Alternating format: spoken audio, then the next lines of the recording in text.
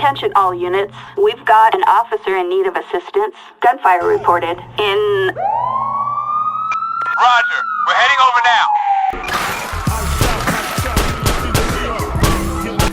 March 9, 1997.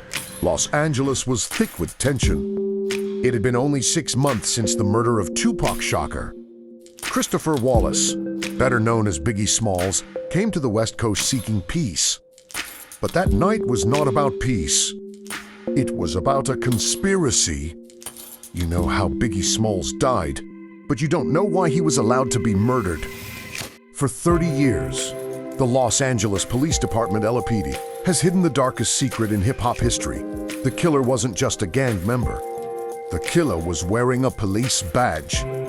Today, we aren't just looking into the death of a legendary artist. We are uncovering a black hole of corruption within one of America's largest police departments. Part 1. The Police Conspiracy. In the early hours of March 9th, Biggie left a party at the Peterson Automotive Museum. He had no fear in his eyes. He was protected by a massive security detail in a 3-car convoy.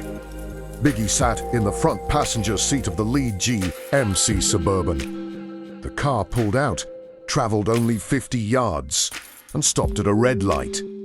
The untold mystery. At that exact moment, a black Chevrolet Impala pulled up beside Biggie's car. The shooter was a professional. In seconds, he fired 4 shots. Remarkably, all 4 bullets pierced the door and hit only Biggie.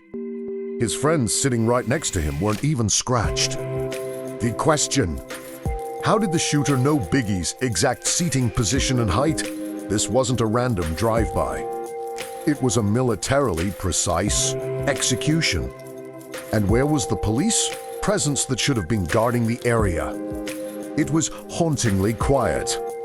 Before we dive deeper into this conspiracy, make sure to subscribe so you don't miss our investigative documentaries. Who do you think was behind the trigger? A cop or a gangster? Let us know your thoughts in the comments. Now, back to the story.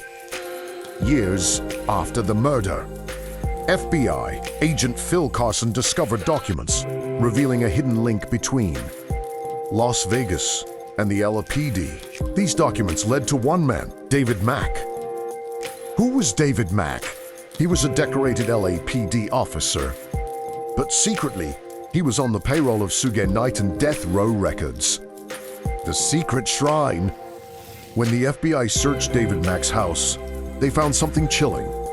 He had a shrine dedicated to Tupac shocker, draped in black cloth. Was he celebrating the fact that he had avenged Tupac by taking out Biggie? The car, the black SS Impala seen at the crime scene, was found in David Mack's garage. Even though witnesses identified it as the same car, the LAPD High Command dismissed the evidence. When Agent Carson took his findings to the LAPD leadership, he hit a wall more dangerous than the killer himself. The corruption. High-ranking officials ordered him to stop the investigation and bury the evidence. Why? Because if it were proven that an LAPD officer killed Biggie, the city would face hundreds of millions of dollars in lawsuits. The death row connection. David Mack wasn't alone. Many LAPD officers worked off duty as security for Suge Knight. Instead of hunting the criminal, the police were protecting him, erasing the evidence.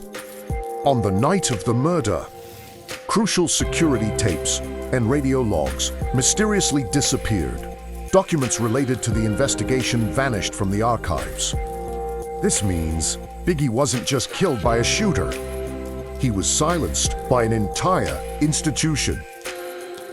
Behind all the talk of police conspiracies and million-dollar lawsuits, there was a mother whose heart was shattered. Voletta Wallace hasn't had a peaceful night's sleep since that day in 1997. Voletta's words. She once said, "If my son were killed on a street in New York, the killer would have been caught in 24 hours. But in Los Angeles, he was killed where the police were supposed to protect him. It wasn't just the bullets that killed my son. It was the corruption, the frustration, even though Valletta provided names of suspects to the authorities. The LAPD closed the file, claiming insufficient evidence. For the family, this was a second death, the death of justice. They buried the truth in paperwork, but they couldn't silence a mother's cry. While Valletta Wallace still wanders in search of justice, the real killer remains free. In the next episode, how did David Mack recruit the hitman for this job? Who is the mysterious figure that links both the Tupac and Biggie murders? In part 2, we will come face to face with the identity of the actual shooter. If you want to see this documentary continue, show your support by hitting the like button. Until we finish part 2, why do you think the system protects its own even when they commit murder? I'll see you in the comments.